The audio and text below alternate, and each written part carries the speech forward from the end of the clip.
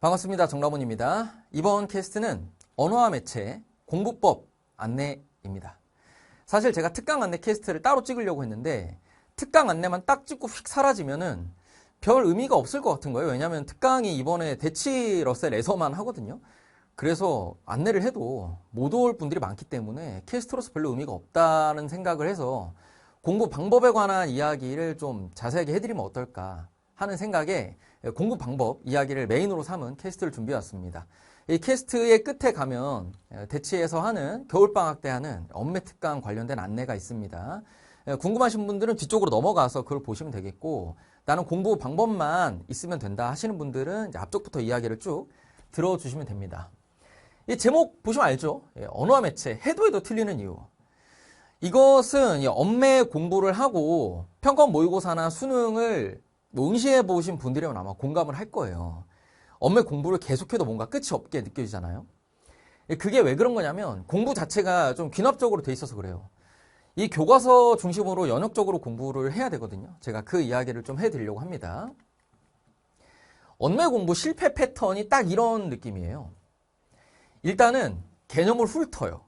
훑는다는 표현이 정확해. 그러니까 여러분은 스스로는 그것을 열심히 공부한다고 생각하지만 개념을 훑어보는 것에 지나지 않는 공부를 합니다. 그 다음에 각 개념에 대한 사례들 몇 개 연결해서 외우고 기출을 일단 회독을 좀 하죠. 뭐 몇 개념 보더라도 사실 문제가 그렇게 많진 않잖아요. 그래서 기출을 쭉 봅니다.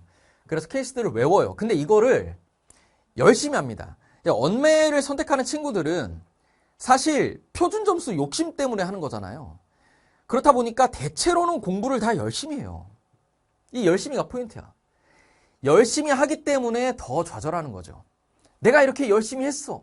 근데 평가원 시험 딱 가. 뭐 6월, 9월 모의고사 현장 들어가거나 수능 날 딱 가면 새로운 패턴이 나왔거든.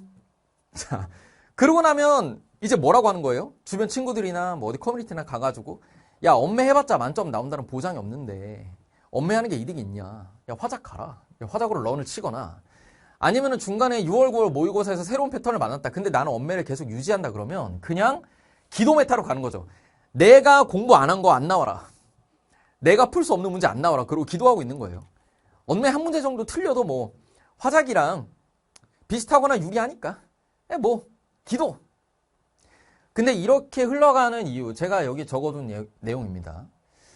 본인은 아니라고 해요. 공부하는 스스로는 아니라고 하지만 결국에는 좀 귀납적인 형태로 공부를 계속하고 있으니까 그래요. 문제가 나온 다음에, 즉 올해 현장에서 6월 시험이 나온 다음에야 그 문제를 보고 아, 이거 했어야 되네 라고 생각을 하게 돼요. 근데 이런 생각을 하게 되면 살짝 뭐 여러분 표현으로 현타가 오죠. 왜냐면 내가 공부를 이렇게까지 열심히 했는데 내가 안 한 게 나와서 못 풀어. 그럼 언매 공부가 뭐 해도 끝이 없다 이렇게 생각을 해요. 근데 제가 뭐 저주하거나 부정적인 전망을 내놓는 게 아니라 사실이에요. 그냥 올해 2027학년도 6월 9월 수능에도 새로운 패턴이 또 나올 거예요. 그러면 여기서 내가 기도 메타로 갈 거냐? 어차피 엄매가 표점 차이가 많이 벌어져 있으니까 그냥 한 문제 정도는 버린다는 마인드로 갈 거냐? 아니죠. 만점을 향해서 공부를 합시다. 그래서 그걸 어떻게 해야 되는가에 대한 이야기를 해보려고 하는데 우선은 실패 패턴의 좀 사례들을 보겠습니다. 지난해, 작년이라고 할게요. 제가 지금 캐스트를 찍고 발행하는 시점은 12월이긴 한데 이게 수능 끝났으니까 작년이라고 합시다. 26학년도 9월 모의고사 38번 오답률 엄청 높았어요. 그 이나마 나마 그거 기억하시죠? 물론 이제 고3 친구들은 기억은 못하겠죠. 근데 캐스트를 재수생들이 많이 보니까 자 어쨌든 자, 이 문제를 보고 아, 이거 보조사 기출에 없는 것도 외웠어야 되네 이렇게 말하는 경우가 있는데 자, 끝나고 나서는 누구나 이런 얘기를 할 수 있어요. 근데 우리는 공부하고 실제로 시험을 치는 입장에서 생각해 봤을 때 이 9월 모의고사 나오기 전부터 그렇게 주장을 했어야지 이 말이 타당한 거죠. 한 발 더 나아가서 단순하게 이 문제뿐만 아니라 다른 영역에 대해서도 아직 나오지 않은 것에 대해서 외워야 돼. 아니면 이거 공부해놔야 돼라고 주장을 할 수 있냐는 거죠. 그리고 그렇게 했을 때 확률 100%의 대처가 가능하냐. 그러니까 문제가 나온 다음에야 뒷북치는 경우가 많단 말이죠. 그래서 예를 들어 이 작년 9월 38번 같은 경우에 생각을 어떻게 해야 되는 거냐면 지금 이런 요구는 기출에서 한 적이 없는 요구인데 기출 문제에서는 요구한 적이 없는데 내가 교과서와 기존의 기출 문제들만 가지고 어떤 것을 알아뒀어야 현장에서 이 문제를 풀 수 있었던 걸까? 이런 고민을 해야 되는 거죠. 문제가 나온 다음에 그 문제에 대한 대처 방법을 케이스 추가해서 외우는 건 의미가 없다는 거예요. 그래서 교과서랑 수능에서 요구하는 그 사고방식을 익혀야만 이 실패 패턴에서 벗어날 수가 있어요. 이거는 다소 좀 옛날 문제여가지고 제가 문제를 직접 가져왔습니다. 작년 9월 모의고사 말고 실제로 이 문법 파트에서 이런 형태의 뒷북치는 형태의 공부라고 하잖아요. 그게 되게 많아요. 2018학년도 6월 모의고사 14번 문제입니다.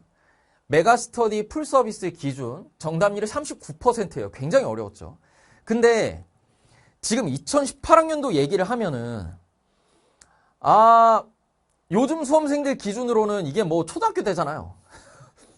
아닌가? 그렇잖아. 아마 초등학교 때거나 뭐 중학교 때거나 막 이럴 거 아니야. 지금 나이 계산이 정확히 안 되는데. 그럼 여러분 이 상황에서 한번 생각을 해봐요. 지금 여러분 최신 기출을 본 입장에서는 이 문제 정답률이 39%인 게 납득이 안 될 거야. 아니 봐봐요. 4번 찍고 다 전사했거든요. 기억이 주어가 생략된 암기 문장이 있다는 걸 받아들이지 못한 거야. 기억이 암기 문장이 어딨냐. 뭐 이런 거죠. 무슨 말인지 이해되죠? 근데 여러분 지금 최신 기출 접한 입장에서 최신 언매 수업 들은 입장에서 그냥 니은 붙어있으면 관형절이고 봄이 따뜻한 거니까 주어 생략이지 이렇게 풀잖아요. 근데 봐요. 시대 보정에서 들어가 보죠. 2017년 그러니까 2018학년도 시험이니까 2017년에 시행된 거잖아요. 이 당시에는 그런 대처법이 없었어요. 교과서에서 막 그런 거 자세하게 안내하지 않는단 말이야. 그러면 어떤 개념을 즉 교과서에서 공부하는 기초 개념과 논리를 어떤 식으로 익히고 있었어야지 이 문제를 풀 수 있었냐. 그 관점에서 공부를 하셔야지 여러분이 올해 수능과 6월, 9월 모의고사. 발음 꼬이네요. 죄송합니다. 그러니까 올해 수능과 6월, 9월 모의고사에서도 안 당할 수 있다는 거죠. 그럼 어떤 개념인 거냐? 이거 제가 캐스트긴 해도 이제 맛보기로 조금 보여드릴게요. 뭐냐면 이런 거죠. 우리가 문장의 기초 개념을 먼저 알아야 돼요. 암긴 문장 이런 거를 공부하기 전에 문장 자체가 뭔지를 알아야 돼. 문장이라는 건 뭐냐면 의미를 완결하는 최소 단위예요. 문장 미만은 의미가 완결이 안 돼. 다시 말해서 의미가 완결됐다면 최소 문장이에요. 그러면은 요 문장의 하위 개념들로 뭐가 있는 거예요? 예, 암긴 문장이 있습니다. 그럼 암긴 문장 역시도 어때요? 의미가 완결되어 있겠죠. 의미가 완결되어 있다는 건 무슨 말이냐면 상대가 그 말을 들었을 때 더 이상 궁금한 게 없다는 거예요. 자, 예를 들어볼게요. 여기로 하자. 여기 예문이 있으니까 이걸로 봅시다. 자, 기억 예문에서 여러분이 따뜻한이란 말을 봤을 때 뭐가 따뜻한지 궁금해요? 안 궁금하죠. 그냥 알죠. 뭐가 따뜻해? 봄이 따뜻하죠. 즉 따뜻하다의 의미가 완결이 되어 있다면 저것은 뭐다? 문장이다. 이렇게 가는 거야. 근데 앞에 아무 말도 없잖아요. 그러면 주어가 생략된 암긴 문장이구나. 이렇게 풀어야 되는 거거든요, 이게. 근데 이거를 이 문제가 나온 다음에서야 전성음이 다 외워라. 물론 저도 지금은 이거 외우라고 가르치지만 그 당시에는 이런 대처법이 없었다는 거죠. 그러면 이거 앞에도 똑같아. 이거 9월 38번 있죠. 지금은 우리가 만약에 지금 이 영상을 2026학년도 수능을 응시했는데 한 번 더 하려고 생각하는 분들이 보고 있거나 뭐 그런 분들이면 이 현장에서의 무서움을 알죠. 근데 이거 한 1, 2년 지나잖아요. 그러면은 뭐라고 하냐면 이거 보조사 종류 외워야 되는구나 하고 이걸 또 외워요, 애들이. 그 다음에 정답을 보면서 선배들 막 한심하다고 욕하는 거죠. 뭐 보조사 종류만 외우면 됐던 건데 이걸 왜 이렇게 많이 틀렸지? 이런다니까. 근데 여러분이 기출을 공부하는 관점도 그런 식으로 돼 있기 때문에 언매 공부가 끝이 없다는 느낌이 들고 계속해서 새롭게 질문하면 다 틀리는 거죠. 그러니까 이 기초 개념으로부터 생각하는 방식을 익혀야 되고 이게 지금 교과서에서 여러분에게 요구하는 것들이거든요. 결국에 엄매 공부를 잘하고 싶다 그러면 이제 교과서와 수능에서 요구하는 사고 방식을 탑재해야 돼요. 질문의 유형별로 대처법을 익히고 막 새로운 케이스를 암기하고 그걸 늘려가는 게 아니란 말이야. 문제 양치기를 해도 못 풀어요. 앞에 그 9월 모의고사 38번도 마찬가지고 제가 보여드렸던 2018학년도 문제도 마찬가지고 학생들이 문제를 덜 풀어서 못 푼 게 아니란 말이에요. 그러니까 정리되어 있는 걸 암기한다는 관점이 아니라 교과서에서 소개하는 개념들, 예를 들면은 우리 아까 봤던 이런 암긴 문장 같은 개념들 있죠. 자, 이런 개념들이 도출되는 과정이랑 원리를 이해하셔야 돼요. 교과서에서 가르치는 게 그거거든요. 그러니까 기출을 풀어본 다음에 유형별로 파요법을 정리하고 문제 양치기 한다. 나 사설 엔제 푼다 뭐 한다. 그게 아니고 교과서 가르침이란 기초 개념들 가지고 문제를 어떻게 풀 수 있었을까에 대해서 고민을 해야 됩니다. 제가 지금 이게 캐스트고 뭔가 무겁게 수업하기가 좀 그래가지고 요 정도에서 마무리를 하는데, 자, 내가 캐스트에서 그래도 특강 같은 걸 좀 받아보고 싶다 하시는 분들은 제가 기존에 7월에 올려둔 캐스트예요. 이게 엄매런 엄매 킵을 위한 궁극의 엄매학습 가이드라고 이렇게 적어뒀는데 이게 제목은 잘 안 보이시죠? 제가 적어드릴까요? 예, 제목이 이거예요. 엄매런 엄매 킵을 위한 궁극의 엄매학습 가이드. 요렇게 제목이 달려있는 캐스트거든요. 근데 이게 지금 제가 말한 것처럼 뭔가 감질나게 방향만 조금 안내하는 그런 게 아니라 진짜 수업을 해버려요. 그래서 플레이 타임 보시면 이게 44분 27초입니다. 엄청 길어요. 저게 특강이야, 특강. 그죠? 특강이에요. 그래서 지금 제가 이야기한 교과서식 접근 방식과 풀이가 뭔지 궁금하다. 근데 내가 네 수업 처음부터 끝까지 다 듣기는 좀 부담스럽다 하시는 분들은 이거를 보세요. 제가 이 캐스트는 내리지 않고 계속 두겠습니다. 그래서 요거를 보시면 많은 도움이 되실 겁니다. 엄매 지금 이제 막 하려고 하시는 분들은. 아시겠죠? 자, 다음은 제가 앞에서 말씀드렸던 특강 안내입니다. 대치 러셀에서 겨울방학 8주 코스 특강을 합니다.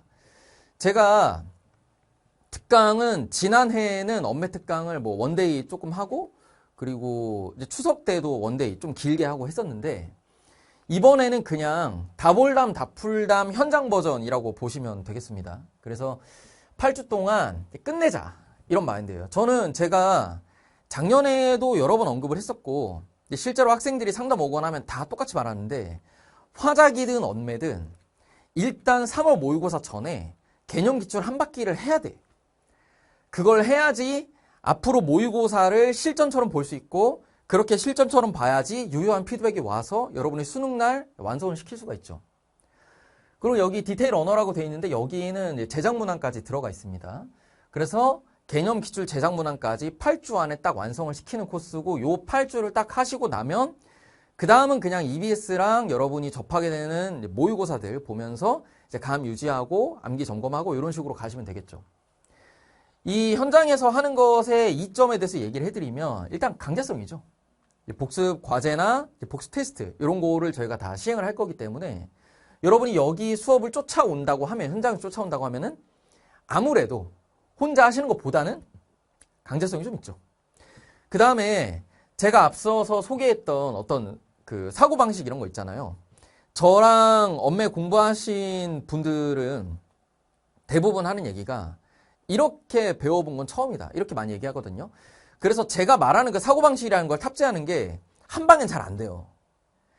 그래서 인강을 들으시는 분들 아마 지금 현재 듣고 계시다면 특히 이제 Q&A 하시는 분들 아마 느낄 텐데 물어보고 싶은 게 많거든요.